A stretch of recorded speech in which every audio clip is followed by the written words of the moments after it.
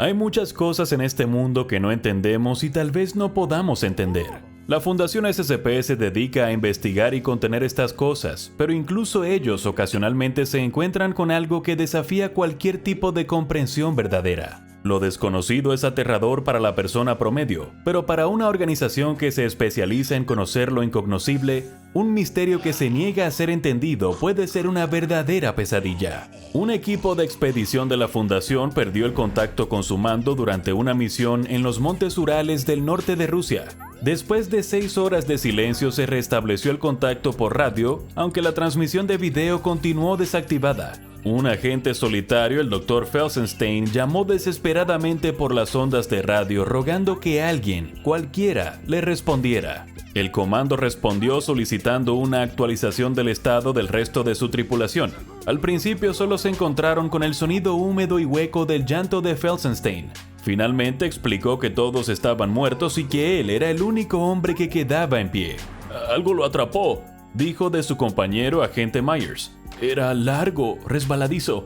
Vi a un hombre adulto tirado en un pequeño agujero». Comenzó a hiperventilar y sus descripciones se volvieron cada vez menos coherentes. El comando ofreció enviar refuerzos para recoger al sobreviviente, pero les rogó que no lo hicieran. Estaba más allá de la salvación en este punto, describiéndose a sí mismo como nada más que un cadáver andante. Después de deslizarse por una grieta, Felsenstein se rompió el tobillo y abrió un agujero en su traje de materiales peligrosos. El comando cumplió con su insistencia de que no se enviaran refuerzos, pero lo animó a intentar regresar a la superficie y recuperar datos adicionales. Incluso si estuviera condenado, aún podría proporcionar información valiosa sobre la amenaza que encontró. Cuando Felsenstein intentó liberarse de la grieta, se deslizó más profundamente en la grieta del suelo. Empujando a través de su miedo a ser aplastado hasta la muerte, lo intentó de nuevo. Luchando contra la quemazón del aire tóxico en sus pulmones y la tensión de sus músculos, finalmente logró liberarse. Luego, observó su entorno. Estaba al borde de un abismo tan profundo que no podía ver el fondo. Postuló que estaba en algún lugar debajo o dentro de una montaña. Había un olor pútrido en el aire, quemándole los ojos, la piel, todo. El comando le dijo que mantuviera la calma, aún esperando la posibilidad de un rescate. Mientras tanto, por su parte, las fuerzas hostiles se acercaban y los obligaban a evacuar. Le pidieron a Felsenstein que siguiera describiendo su entorno para que su relato pudiera quedar registrado en los archivos. Intentarían regresar con refuerzos cuando fuera seguro para ellos hacerlo.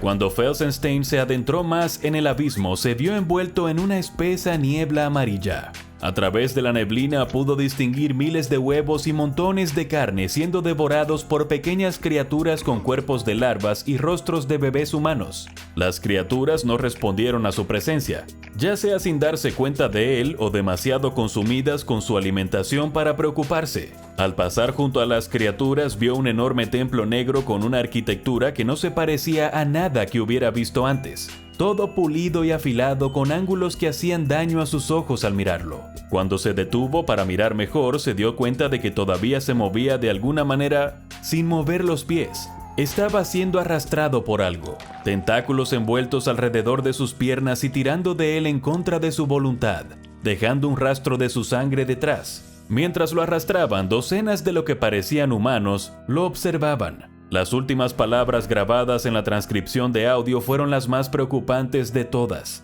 Felsenstein vio lo que describió como un ángel con 1000 alas. El ángel lo atrajo hacia su abrazo, apretándolo contra su pecho, y la conexión se perdió. Nunca se volvió a ver al Dr. Felsenstein. Los cuerpos de sus colegas nunca fueron recuperados. Todo el equipo de hombres se perdió para siempre dentro del incomprensible infierno conocido como SCP-2133. SCP-2133 es una aldea sin nombre en los montes Urales del norte en Europa del Este, con una población estimada de alrededor de 50 personas. Se considera peligroso ingresar a la aldea sin el equipo adecuado para materiales peligrosos debido a la presencia de una amplia variedad de patógenos microbianos dentro de sus límites, incluidos los que causan lepra, peste neumónica, septicémica y bubónica, fiebre tifoidea, influencia, cólera y viruela. La verdadera pesadilla de un hipocondríaco. A pesar de este cóctel de enfermedades en el que viven, los habitantes de 2133 parecen resistentes a los efectos negativos de la infección. Por supuesto, experimentan síntomas físicos, hasta el punto de una desfiguración o discapacidad visible, pero no mueren a un ritmo consistente con el gran volumen de patógenos mortales presentes en su ciudad. La gente de SCP-2133 no se va. La Fundación no puede determinar completamente si no pueden irse o si simplemente eligen no hacerlo. Pero cualquiera que sea el caso, se quedan dentro de los límites de su pueblo. Su relativa resistencia a las enfermedades, su pequeña población y su negativa a abandonar los límites de su aldea son inusuales. Pero eso está lejos de ser lo más inusual de la población de SCP-2133. La gente del pueblo envejece y muere, sí, pero no se queda muerta. Se involucran en lo que solo puede describirse como una especie de reencarnación. Cuando muere un residente del pueblo, se colocan en el campo donde se descomponen rápidamente. En la noche de la primera luna nueva, un bebé recién nacido es sacado del suelo donde una vez estuvo el cuerpo en descomposición.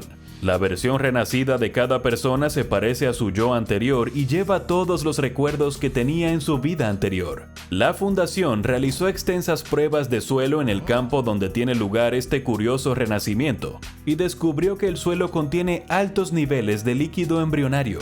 Más allá de la presencia de este fluido en la Tierra, se desconoce cómo funciona exactamente este proceso de reencarnación. Los residentes de la aldea, conocidos como SCP-2133-1, hablan un antiguo dialecto ruso y ocasionalmente acceden a ser entrevistados por el personal de la Fundación que habla este dialecto con fluidez. Aunque se sientan para entrevistas y conversan con el personal de la Fundación, guardan secretos sobre sus vidas, su historia y la cultura de su pequeño pueblo. El primer residente que fue entrevistado con éxito fue un anciano llamado Aristark, a quien le faltaba el brazo izquierdo y tenía necrosis en la mayor parte de su piel visible. La entrevista fue realizada por la doctora Judith Lowe, una de las investigadoras principales del caso. Ella le preguntó al hombre cuánto tiempo atrás podía recordar, y él contó una época de zares y canes. Cuando la doctora Lowe presionó al hombre sobre el renacimiento que practica su pueblo, respondió que era la Iglesia de la Cosecha Roja. Servimos hasta el final. Esos son los términos de nuestro acuerdo. La doctora Lowe le preguntó por qué él y el resto de su gente continuarían viviendo sus vidas de esta manera cuando les causa un sufrimiento tan obvio. Explicó simplemente: no hay elección. La tierra llama. Nosotros respondemos. Continuó insistiendo en el tema, preguntando cómo comenzó todo esto hace tantos años. Explicó que una sacerdotisa llegó al pueblo hace muchas vidas. Ofreció al pueblo el paraíso a cambio de su servidumbre. Sin embargo, a medida que pasaban los años, la gente se agotaba cada vez más. Temían haber fallado de alguna manera y estaban siendo castigados. Aristark se molestó visiblemente en este punto de la entrevista, pero siguió insistiendo: la Iglesia de la Cosecha Roja es la verdad. No hay ninguna otra. La segunda entrevista fue realizada nuevamente por la doctora Judith Lowe, quien habló con Anja, una niña que parecía tener entre 6 y 8 años. Lowe saludó a la niña e intentó hacerle su primera pregunta, pero Anja simplemente dijo: tú no perteneces aquí, vete. Lowe restó importancia a esto y le ofreció asistencia médica a la niña, pero fue rechazada nuevamente. Tú no eres del pacto, tú nunca entenderás. La doctora Lowe le pidió a Anja que profundizara en la naturaleza de este pacto, y su explicación fue similar a la del entrevistado anterior. Hubo un acuerdo hecho hace mucho tiempo y ahora la gente del pueblo serviría hasta el final de los tiempos. Una vez más, ella insistió en que la fundación debería irse, ya que no pertenecía al pueblo. Finalmente irritada por las preguntas, Anja solo dijo esto sobre la iglesia. La iglesia estaba aquí mucho antes que el pueblo. Una iglesia de piedra bajo tierra. Es sagrada. Se construyó una iglesia de madera encima, por la herejía de la cruz, antes de que abrazáramos la fe verdadera. El carcista Alca te iluminará. Solo estás viva porque ella ha elegido dejarte vivir. Escuchar la palabra carcista probablemente te dé alguna indicación de lo que realmente está pasando aquí. Si la enfermedad, la corrupción y la mutación de la carne no te dieron suficientes pistas, este horror es totalmente sárquico. La pregunta final de la doctora Lowe fue aparentemente fácil. ¿El pueblo tiene un nombre? Tan pronto como las palabras salieron de los labios de la doctora Lowe, Anja comenzó a vomitar una sustancia espesa y negra, poniendo fin a la entrevista. Las instancias de SCP-2133-1 son en gran medida apáticas con los agentes de la Fundación, a menos que se interpongan en su rutina. Los agentes pueden entrar en cualquier edificio del pueblo con una notable excepción, la Iglesia de la Cosecha Roja. Cualquier intento de aprender más sobre la iglesia o entrar en sus paredes se encuentran con la negativa a explicar o en algunos casos con una total hostilidad. Aunque los aldeanos son en gran medida pacíficos con la Fundación, no son la única entidad que vive en SCP-2133. En todo el pueblo hay instancias de algo conocido como SCP-2133-2. Estas estructuras orgánicas que tienen la apariencia de tentáculos de color rojo oscuro muestran una abierta hostilidad hacia los extraños y atacarán a cualquiera que se acerque demasiado. Son especialmente agresivos con cualquier forastero que intente ingresar a la iglesia. Se tomaron muestras de tejido de los tentáculos para su observación y se encontró, horriblemente, que se parecían genéticamente a muestras de tejido de humanos. Luego de la entrevista con Anja, el equipo de investigación de la Fundación determinó que ingresar a la iglesia era de suma importancia. El destacamento móvil Beta 7 fue enviado para esta misión, y después de que los residentes de la ciudad fueron restringidos, se envió un equipo de 12 agentes. Estaban armados con radios, grabadoras de video, trajes para materiales peligrosos y tanques de aire. Cuando intentaron ingresar a la iglesia, los tentáculos atacaron, pero fueron sometidos con lanzallamas. Aparentemente, como la mayoría de los seres vivos, no son inmunes al fuego. Dentro de la iglesia, el equipo de investigación encontró pequeños ídolos hechos de hueso y cuero, y algunos otros hechos de tumores que colgaban de ganchos de hierro en el techo. En el centro del edificio había una entrada a un sistema de cuevas y cavernas debajo del pueblo, que se extendía más allá de sus límites hacia las montañas.